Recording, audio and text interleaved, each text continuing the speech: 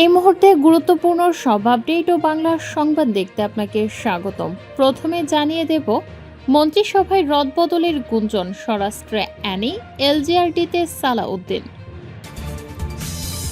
বিশ্ববাজারে আবারও কমে গেল তেলের দাম। গভীর রাতে গৃহবধূর ঘরে জামায়াত নেতা শ্বশুরের চিৎকারে ধরা। ভারতকে এবার যে বার্তা দিলেন পররাষ্ট্র প্রতিমন্ত্রী। সর্বশেষে জানাবো, ভোটার ভারতের প্রধান শিক্ষক বাংলাদেশের স্কুলে। শিরোনাম শুনলেন, এবারে বিস্তারিত। তবে একটা অনুরোধ থাকবে, এই ভিডিওতে একটা লাইক ও কমেন্ট করে জানিয়ে দিন কোন জেলা থেকে বা কোথা থেকে দেখছেন। মন্ত্রিসভায় রদবদলের গুঞ্জন, স্বরাষ্ট্রে অ্যানি, এলজিআরডিতে সালাউদ্দিন। আসন্ন রাষ্ট্রপতি নির্বাচনে বিএনপির প্রার্থী হিসেবে চূড়ান্তভাবে মনোনীত হয়েছেন দলের মহাসচিব ও এলজিআরডি মন্ত্রী মির্জা ফখরুল ইসলাম আলমগীর। এজন্য দলীয় সব পদ ও মন্ত্রিত্ব থেকে পদত্যাগ করতে হচ্ছে তাকে। এ অবস্থায় মন্ত্রিসভার গুরুত্বপূর্ণ কয়েকটি দপ্তরে জরুরি রদবদল আনতে হচ্ছে সরকারের। প্রশাসনিক ও রাজনৈতিক গতিশীলতা বজায় রাখতে এবং প্রাতিষ্ঠানিক কার্যক্রম নিরবচ্ছিন্ন রাখার স্বার্থে সিদ্ধান্ত নেওয়া হচ্ছে বলে জানা গেছে। এর মধ্যে স্বরাষ্ট্র মন্ত্রণালয়ে ও মির্জা ফখরুলের এলজিআরডি মন্ত্রণালয়ে পরিবর্তনের আভাস পাওয়া গেছে। বৃহস্পতিবার 13 আগস্ট দুপুরে দলীয় এক সূত্রে জানা গেছে, মির্জা ফখরুল ইসলাম আলমগীরের হাতে থাকা স্থানীয় সরকার, পল্লী উন্নয়ন ও সমবায় মন্ত্রণালয়ের দায়িত্ব অর্পণ করা হচ্ছে স্বরাষ্ট্রমন্ত্রী ও বিএনপির জাতীয় স্থায়ী কমিটির সদস্য সালাউদ্দিন আহমেদকে। অন্যদিকে সালাউদ্দিন আহমেদের জায়গায় নতুন স্বরাষ্ট্রমন্ত্রী হিসেবে দায়িত্ব পেতে যাচ্ছেন পানি সম্পদ মন্ত্রণালয়ের দায়িত্বে থাকা শহীদ উদ্দিন চৌধুরী অ্যানি। তবে এসব বিষয়ে এখনো কোনো সিদ্ধান্ত চূড়ান্ত হয়নি বলে বিএনপির শীর্ষস্থানীয় একটি সূত্র জানিয়েছে। প্রাপ্ত তথ্য অনুযায়ী, রাষ্ট্রপতি নির্বাচন ও শপথের আনুষ্ঠানিকতা শেষ হওয়ার পর মন্ত্রিসভায় রদবদলের বিষয়ে সিদ্ধান্ত নেওয়া হতে পারে। এদিকে মির্জা ফখরুল রাষ্ট্রপতি পদে গেলে বিএনপির মহাসচিবের পদও শূন্য হবে। এ পদে দলের সিনিয়র যুগ্ম মহাসচিব রুহুল কবির রিজভীকে ভারপ্রাপ্ত মহাসচিবের দায়িত্ব দেওয়ার বিষয়েও আলোচনা চলছে বলে দলীয় সূত্রে জানা গেছে। বিশ্ববাজারে আবারও কমে গেল তেলের দাম। সরবরাহ নিয়ে শঙ্কার মধ্যেও বিশ্ববাজারে কমে গেল তেলের দাম। বিশেষজ্ঞরা বলছেন, একদিকে হরমুজ প্রণালী বন্ধ থাকার প্রভাব, অন্যদিকে বিশ্বজুড়ে তেলের চাহিদা কমার আশঙ্কা। এই দুই বিপরীতমুখী চাপের মধ্যে এখন তেলের বাজারের গতি বোঝার চেষ্টা করছেন বিনিয়োগকারীরা। বৃহস্পতিবার 13 জুলাই সকালে আন্তর্জাতিক বাজারে লেনদেনের এক পর্যায়ে 1.4% কমে ব্যারেল প্রতি $87.66 নেমে যেতে দেখা গেছে ব্রেন্ট ক্রুডের দাম। অন্যদিকে যুক্তরাষ্ট্রের ওয়েস্ট টেক্সাস ইন্টারমিডিয়েট বা ডব্লিউটিআই এর দাম 1.5% কমে দাঁড়িয়েছে ব্যারেল প্রতি $82। অবশ্য আগের রাতে তেলের দাম কিছুটা বেড়েছিল। এক ব্যারেলে সাধারণ 158.98 লিটার তেল থাকে। সে হিসাবে ব্রেন্ট ক্রুডের প্রতি লিটারের দাম এখন প্রায় $0.55।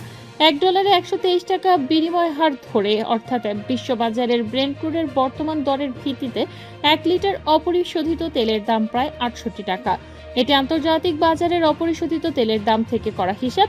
বাংলাদেশে পেট্রোল, অকটেন, ডিজেল বা কেরোসিনের খুচরা দামের সঙ্গে এই হিসাব এক নয়, কারণ পরিশোধন, পরিবহন, কর, শুল্ক, বিপণন ও অন্যান্য খরচ যোগ হয়ে ভোক্তা পর্যায়ের দাম নির্ধারিত হয়। গভীর রাতে গৃহবধূর ঘরে জামায়াত নেতা শ্বশুরের চিৎকারে ধরা। পটুয়াখালীর বাউফলে এক গৃহবধূর ঘর থেকে আপত্তিকর অবস্থায় আতিকুল ইসলাম নামে এক যুব জামায়াত নেতাকে আটক করেছেন স্থানীয়রা। বুধবার 12 আগস্ট রাতে উপজেলার পূর্ব ইন্দ্রকুল গ্রামে এ ঘটনা ঘটে। অভিযুক্ত আতিকুল ইসলাম উপজেলার সূর্যমণি ইউনিয়ন যুব জামায়াতের সেক্রেটারি। জানা গেছে, প্রতিবেশী ওই গৃহবধূর স্বামী ঘরে না থাকার সুযোগে বুধবার গভীর রাতে ওই গৃহবধূর ঘরে প্রবেশ করেন যুব জামায়াত নেতা আতিক। এ সময় ওই গৃহবধূর শ্বশুর টের পেয়ে চিৎকার দেন। তখন আশপাশের লোকজন এসে তাদের আটক করেন। খবর পেয়ে আতিকের স্বজনরা ঘটনাস্থলে এসে চড় থাপ্পড় মেরে তাকে নিয়ে যান। গৃহবধূর শ্বশুর আমির হোসেন হাওলাদার বলেন, আতিক কিছুদিন আগে আমার পুত্রবধূর সঙ্গে সখ্যতা গড়ে তোলেন। বুধবার রাতে আমার চিৎকার শুনে পুত্রবধূর ঘর থেকে বের হয়ে কাঁপতে থাকেন আতিক। এরপর লুঙ্গি পরিবর্তন করে দ্রুত প্যান্ট পরেন। পরে প্রতিবেশীরা এসে তাদের আটক করেন। এ বিষয়ে জানতে অভিযুক্ত আতিকুল ইসলামের মোবাইল ফোনে কল দেওয়া হলে তা বন্ধ পাওয়া যায়। সূর্যমণি ইউনিয়নের গ্রাম পুলিশ ইউসুফ হাওলাদার বলেন, আতিক দলের কোন পদে আছেন তা আমি জানি না, তবে তিনি জামায়াত করেন এটা সঠিক। বুধবার রাতে আতিককে আপত্তিকর অবস্থায় আটক করেছে গ্রামবাসী। এ বিষয়ে উপজেলা জামায়াতের আমির মাওলানা রফিকুল ইসলাম বলেন, বিষয়টি আমাকে একজন অবহিত করেন, বিস্তারিত না জেনে কোনো কিছু বলতে পারছি না।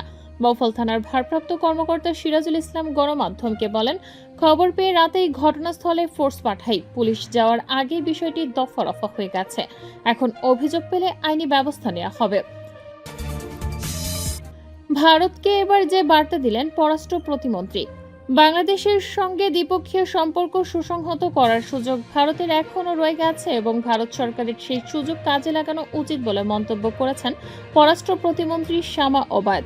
বৃহস্পতিবার 13 আগস্ট দুপুরে পররাষ্ট্র মন্ত্রণালয়ের সাংবাদিকদের মুখোমুখি হয়ে ভারতের উদ্দেশ্যে বার্তা দেন তিনি। প্রধানমন্ত্রী তারেক রহমানের সম্ভাব্য ভারত ও জাপান সফর প্রসঙ্গে সাংবাদিকদের এক প্রশ্নের জবাবে শামা ওবায়দ বলেন, বাংলাদেশে বর্তমান রাষ্ট্রপতি নির্বাচন এবং আসন্ন সংসদ অধিবেশন, বেশ কিছু গুরুত্বপূর্ণ অভ্যন্তরীণ ও সাংবিধানিক কার্যক্রম চলছে। সব মিলিয়ে অত্যন্ত ব্যস্ত সময় পার করছেন প্রধানমন্ত্রী।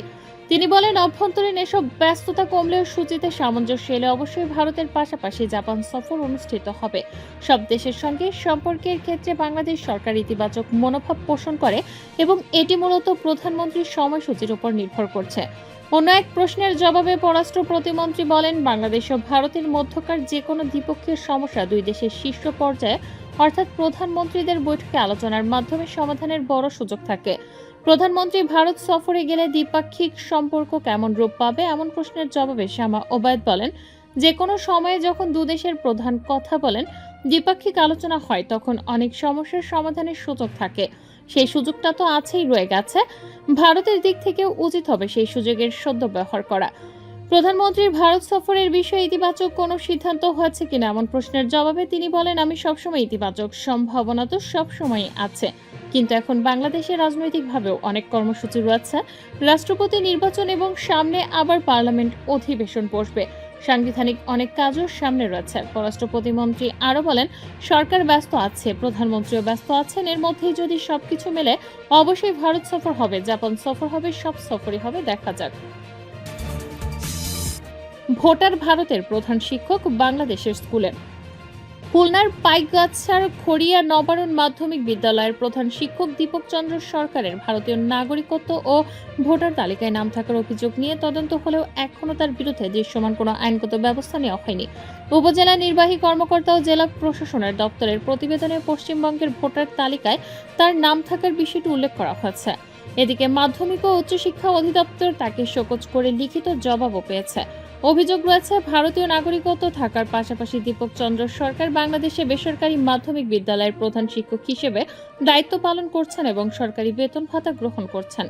বিষয়টি নিয়ে বিভিন্ন সময়ে প্রশাসনের কাছে অভিযোগ ও একাধিক তদন্ত হয়েছে। তবে দীর্ঘ সময় পেরিয়ে গেলেও তিনি নিজ প্রতিষ্ঠানে প্রধান শিক্ষক হিসেবে দায়িত্ব পালন করেছেন। গত 29 জুন দেশের বিভিন্ন গণমাধ্যমে পশ্চিমবঙ্গের ভোটার হয়েও খুলনায় স্কুলের প্রধান শিক্ষক শিরোনামে সংবাদ প্রকাশিত হলে বিষয়টি নতুন করে আলোচনায় আসে। এরপর প্রশাসন ও শিক্ষা বিভাগের বিভিন্ন পর্যায়ে নড়েচড়ে বসে। সামাজিক যোগাযোগ মাধ্যমেও বিষয়টি নিয়ে আলোচনা শুরু হয়।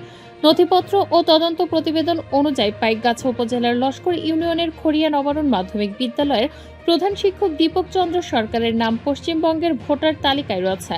সেখানে তাকে উত্তর বর্ধমানের শক্তিগড় থানার 2 নম্বর বড়শুল গ্রামের 1 নম্বর মনমোহন দে রোডের পশ্চিমাংশের বাসিন্দা হিসেবে উল্লেখ করা হয়েছে।